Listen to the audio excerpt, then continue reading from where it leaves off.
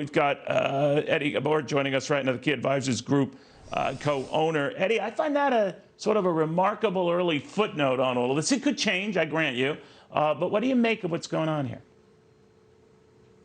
Well, look, I think this is one of the main reasons why our thesis has been that interest rates on the 10-year, no matter what the Fed does, is not going to go up because of the amount of foreign money that's coming into the fixed income space. At the end of the day, when you look around the globe, all interest rates are down, but the quality of the debt here in the U.S. is looked at as best of breed.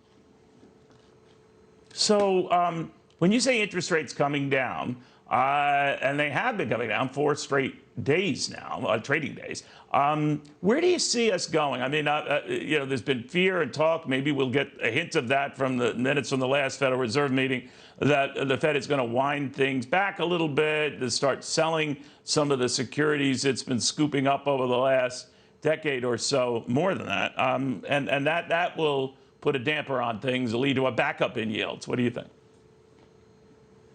Yeah, I agree with that. And I do expect after Jackson Hole for the Fed to start laying out a tapering in regards to reducing the bond purchases. I mean, I believe we're well overdue for that.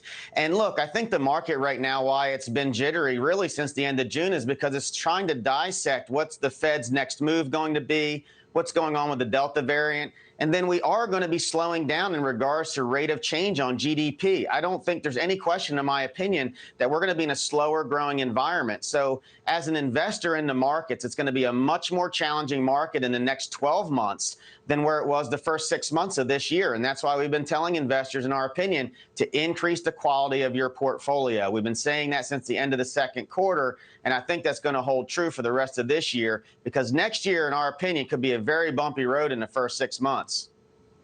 Eddie, thank you for that. I think, Eddie, I hear where you're coming from, but with caution, Eddie Ghabour.